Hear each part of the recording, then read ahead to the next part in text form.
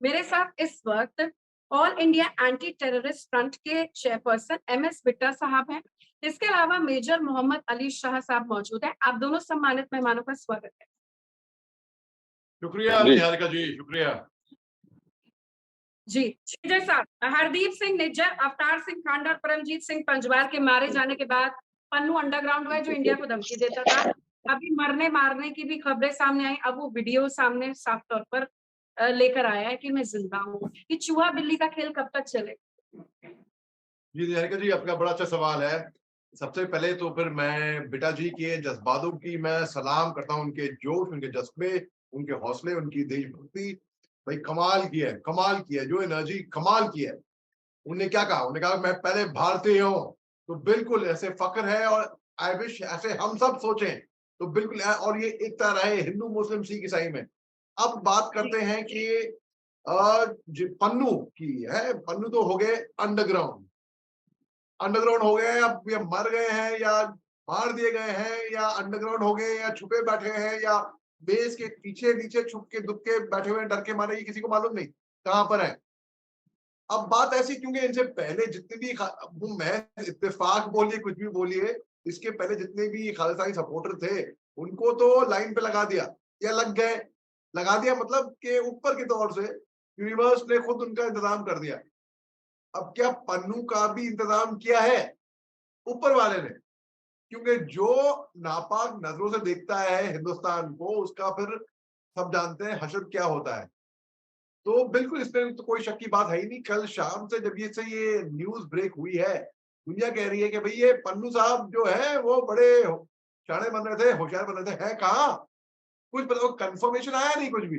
लेकिन जी हाँ, इससे पहले जितने भी खालिस्तानी सपोर्टर हैं, तो बेसिकली मैं ये कह दूं कि खालिस्तान हिंदी के 1990s में जब ये खालिस्तान मूवमेंट पीक पर थी, तो मेरे फादर भी आर्मी में थे। तो उनका तबादला पंजाब में था, बल्कि फिरोजपुर में था और बॉर्डर पे था। हुसैनियावाला बॉर्डर से हम बहुत ही करीब में थे और मैंने अपनी थोड़ी स्कूलिंग वहां पे करी। तो बात ऐसी है, तो हम देखते थे कि कैसे वहां पे पंजाब इंसर्जेंसी कैसे उभरी है। और तब जीओसी जहाँ पे थे, former chief of army staff general Padmanabhan साहब, और जब हमने केपीएस गिल साहब की बात करी, वो भी वहां पे सब साथ में काम कर रहे थे, आर्मी और पुलिस भी। और वहां का आतंकवाद का खात्मा कर दिया था। तो अब चाह रहे हैं खालिस्तानी के वो दोबारा इस मुद्दे को उठाए कहीं से। अमृतपाल कहाँ पर है? वो ईस्ट में है, जेल में सड़ रहा है।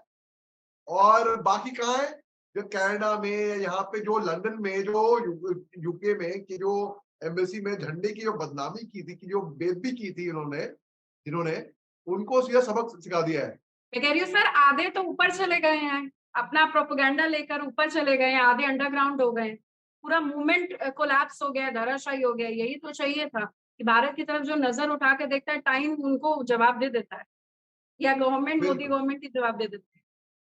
बिल्कुल आपने सही फरमाया। मैं तो ये कहूंगा कि ये कर्मा है। ये ऊपर से यूनिवर्स की तरफ से कैसे भी ऊपर की अंदरूनी शक्तियां आई हैं जो तो ले गए। देखिए, इसमें तो कोई जो भी हथियार उठाएगा या नापाक नजरों से देखेगा हिंदुस्तान को, या नापाक मंसूबे होंगे, वो तो ज्यादा लंबा नहीं रहेगा। वो मतलब उसके इरादे ज्यादा लंबे नहीं रहेंगे, चाहे जम्मू कश्मीर हो, चाहे नॉर्थ ईस्ट हो, चाहे पंजाब हो, चाहे कहीं पे भी हो। बेसिकली ये सबक उनको सीखना चाहिए, बाकी लोगों को जो उनको ऐसे ऐसे लोगों को अपना लीडर मानते हैं और इनकी बातों से प्रभावित होते हैं, इंस्पायर होते हैं। तो उनको सबक सीखना चाहिए कि भाई देखिए, बुराई का अंजाम असल में बुराई होता है और जीत फाइल सच्चाई की होती है। तो हम हिंदुस्तानी हैं, ये हमारी ताकत है। हिंदू मुस्लिम फौजी सिख के ईसाई तौर पर खून आपस नहीं में खौलता है। नहीं नहीं, खून तो खौल देगा। फौजी होके ही नहीं, बल्कि एक आम नागरिक होके भी खून खौलेगा। बिल्कुल। देखिए, अब हम कर क्या सकते हैं? हम इनको we can not take the law in the hand. हम कानून को अपने हाथ में लेकर इनको कुछ नहीं कर सकते, मगर कानून इनको अपनी सजा अपने तरीके से देगा। और ऊपर वाला है, वो देख रहा है, वो सजा दिलाता है। आप देख रही हैं। आप उसको महज इत्तेफाक बोलिए, एक के बाद एक के बाद एक जैसे लोग गए। अब पन्नू साहब या तो प्यारे हो गए ऊपर को, या तो छुपे हुए दबे हुए तुक्के बैठे हुए हैं। और मेरे को डर नहीं है किसी का भी। ये बात सब कान खोल के सुन लें और खूब जान लें। मैंने जैशे मोहम्मद को भी बड़े अच्छे से सलीके से एक चिट्ठी लिखी थी पुलवामा हमले के बाद, जो कि बड़ी वायरल हुई थी। बहुत लोगों ने उसको पढ़ा था, गूगल पे भी है, आप देख सकते हैं उसको। और मेरे को डर नहीं है किसी के अभी। तो ये लोग ना बस इनकी बहादुरी कहाँ तक है, निहारिका जी मैं बताता हूँ। बहादुरी वहां तक है कि भाई औरतों, महिलाओं पे या बच्चों पे, या बस वहां तक बहादुरी है इनकी, और आगे कुछ नहीं है। आपने बिट्टा साहब को देखा, यूं मुझे जी, हो गए, जी। शेर की तरह उधार रहे थे वो, दम नहीं है खालिस्तान बाकी जी, लोगों जी, में जो। खालिस्तान मूवमेंट की कमर तो टूट ही चुकी है। अब वो विदेश में बैठकर भी इंडिया के खिलाफ कोई कुछ कर नहीं पाएगा, चाहे कोई कितनी भी वीडियो जारी करे। खालिस्तानी समर्थक या तो जेल में है, या अंडरग्राउंड में है, या फिर वो ऊपर चले गए हैं अपने प्रोपेगेंडा को लेकर, जहाँ उन्हें कर्मों की सजा मिलेगी। बहुत-बहुत धन्यवाद आपका मेजर मोहम्मद अली शाह और एमएस बिट्टा साहब, आपका हमारे साथ जुड़ने के लिए। इस उम्मीद के साथ कि ये एक ही भारत है और श्रेष्ठ भारत है। इसकी तरफ कोई नापाक दृष्टि से और इसे काटने-छाँटने और अलग करने की दृष्टि से जो देखेगा, उसका हश्र आप सबके सामने है। धन्यवाद।